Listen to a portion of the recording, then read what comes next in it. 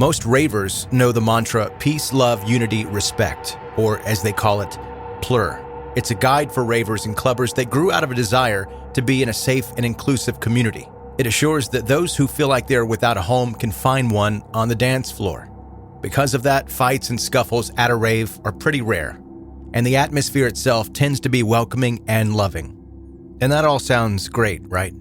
For 28-year-old Kyle Huff, it might have sounded great at first, but soon enough, for him, rave became a synonym for all evil in this world, and he needed to get rid of that evil, no matter the cost. Discretion is advised. This is 10-Minute Murder.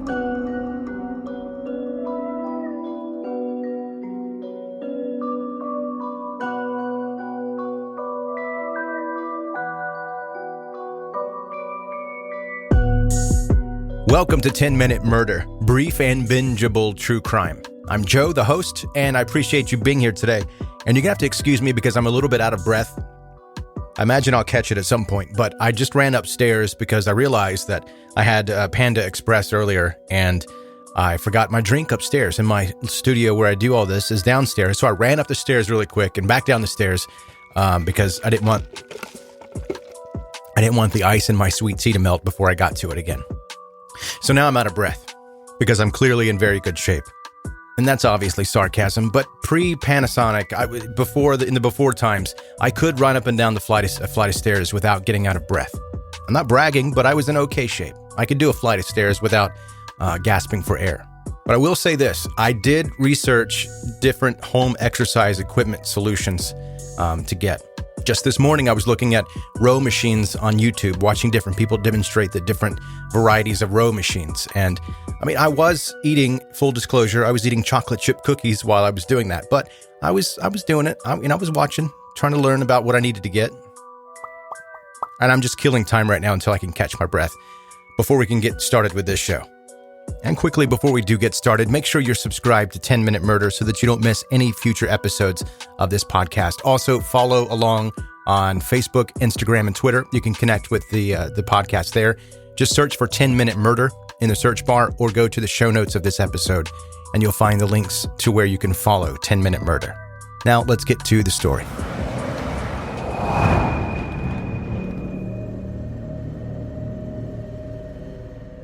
Mary Kay and Willis Huff got married in California in 1972. 5 years later, twins Kyle and Kane were born on September 22nd, 1977. They grew up in Montana in a wood-framed home right outside of Whitefish on a road called Sasquatch Hollow. That location was perfect for kids that like to play games outside. Kyle's childhood friend, a boy named Dustin Hoon, recalls them spending hours and hours reading adventure books such as The Hobbit and playing in the woods. Both Kyle and Kane also played Little League Baseball and began to show interest in music in junior high school. Dustin said they used to jam to Metallica songs, Kyle playing the drums. As time passed, his love for music only got deeper, but the interest in sports began to fade, which was a shame for the Whitefish High School football team. The twins were wanted players, and they were both around 6'5", but as for Kyle, he was more into music and film and drama than running around on a field. According to those close to him, Kyle was basically a gentle giant, always full of laughter. He was friendly with everyone and made a special effort to support those left out by the more popular kids. As Dustin recalled, quote, he was strong mentally and he was gentle with his strengths and would befriend those who weren't accepted by larger cliques. He was not superficial. Kyle didn't really seem withdrawn in any way. He appeared to be quieter, though, and less confident than his twin. Kane had a girlfriend after high school, and Kyle did not. However, in turn, he had a loyal friend group with whom he had grown up. They often partied together in an apartment that Kyle and his brother shared, located just above the art shop owned by their mother. Mary Kay and Willis had divorced in January 1992, 4 years before their son's graduation, apparently because of Willis's issues as a Vietnam veteran. But the separation was handled in a civilized way, and the couple agreed to joint custody of the twins, which meant that the boys would stay with one of their parents for 6 months each year. In the process, Mary also changed the spelling of their last name. And so she and her sons became the Huffs, Huff. At first, after the divorce, Willis appeared to be part of the twins' lives. Whatever the problems he had with Mary did not affect his relationship with his sons. To them, Willis was more of a friend than a strict disciplinarian. However, after being arrested and charged with 2 felony counts for growing and intent to sell marijuana and placed on probation, Willis moved to Portland, 10 hours away from his sons. At this point, the twins didn't have too many plans for the future. Kyle briefly attended local community college where he studied art and philosophy but soon dropped out, began to take odd jobs around town and sit in at local bar booths with his brother and friends, drinking and talking for hours. Now, we all know bar fights happen sometimes. Someone's been drinking too much or someone just wants to show their friends how cool they are in a stupid way.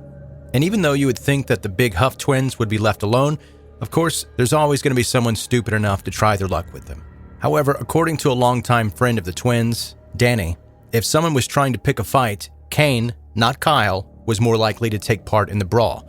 He said, quote, "When Kyle got into a fight, it was almost always to end the fight. He never took a swing." Instead, Kyle would often talk to those acting aggressive towards him and actually ended up becoming friends with them. Until this point, Kyle had not been anything other than a model citizen. But in stories like these, there's always that one incident.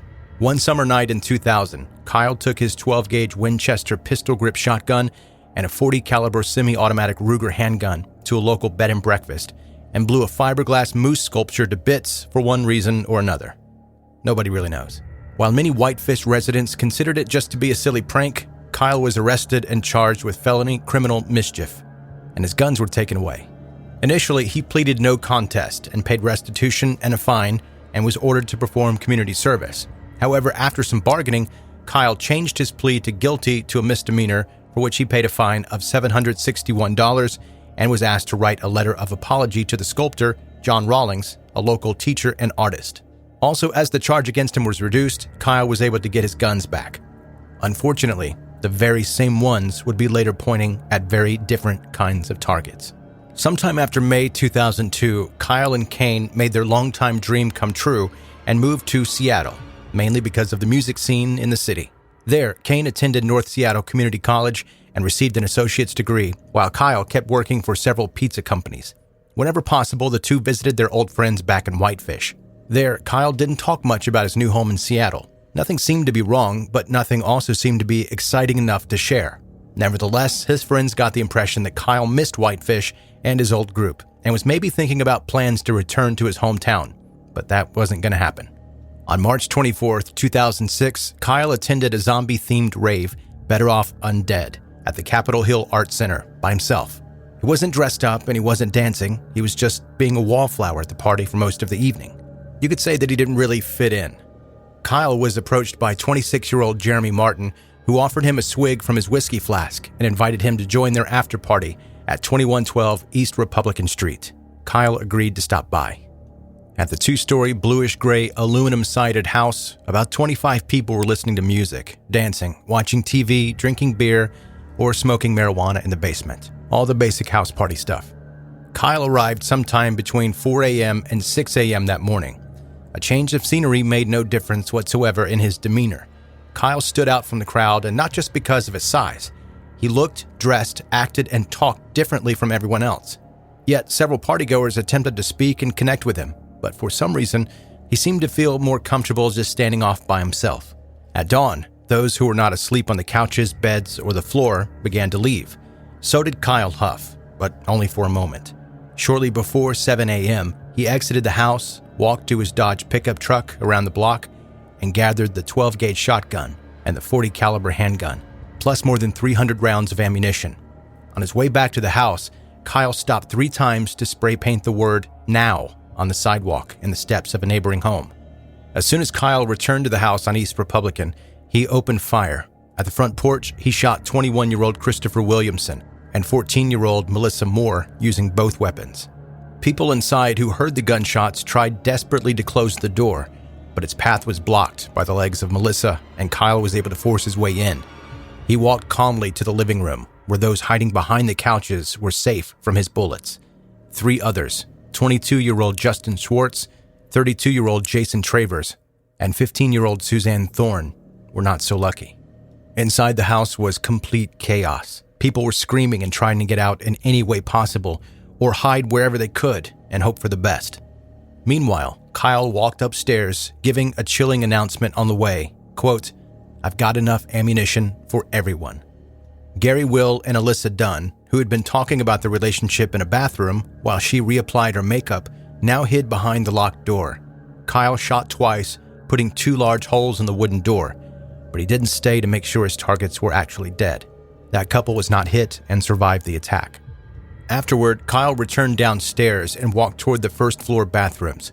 On the way, he saw multiple people, but for some reason, he chose not to pursue them. The same happened downstairs in the basement, where Kyle could have easily located several other potential victims, but did not fire his weapons. It seemed like he had either lost his interest in shooting, or it wasn't giving him as much satisfaction as he thought it would. Whichever the case, after about 4 minutes of the senseless massacre, Kyle stepped back through the front door and toward the sidewalk. Officer Steve Leonard arrived on the scene at about 7:05 a.m. He had been patrolling near the area and actually heard the gunfire before most of the 911 calls had even been made. And there were, by the way, 17 911 calls made. He saw a large man coming from down the stairs with weapons in his hands. The officer prepared himself for the worst, but as soon as he shouted, "Drop your," Kyle put his shotgun in his mouth and pulled the trigger. In addition to the dead bodies, authorities found several terrified survivors hiding in various places in the house, except for one. One survivor slept through the entire bloodbath and was awoken by rescuers. Following the shooting, the police searched Kyle's truck and the apartment that he shared with Kane and found more guns and ammunition, as well as a baseball bat and machete. Kane was, of course, questioned and later released. The massacre was an open and shut case. We know who the shooter was and what he did. However, what we don't know for sure is why. There was absolutely nothing indicating Kyle would one day pick up his guns and kill 6 people. His friends and family didn't see any signs of the gentle giant's dark side. However, in July 2006, a panel of experts who researched the case concluded it's likely that Kyle would have initially investigated raves to find new friends.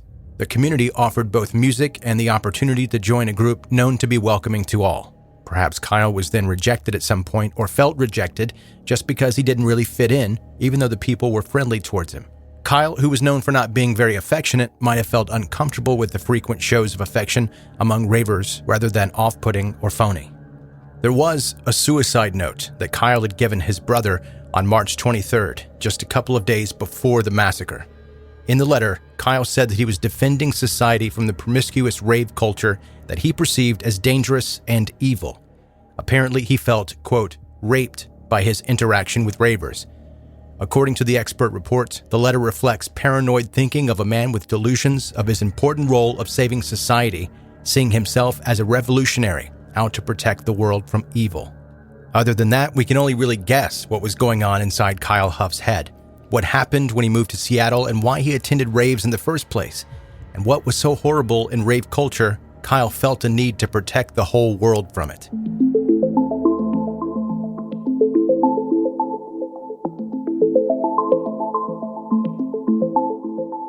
That's today's 10-minute murder. Brief and bingeable true crime. I'm Joe, and I appreciate you listening today. If you are new here, like I mentioned at the beginning, make sure you're subscribed so that you don't miss any future episodes of 10-Minute Murder. Also, if you've got friends and they're into brief true crime stories, maybe like the one I just told you, let them know about 10-Minute Murder. Thanks for listening. Be safe, and have a good night.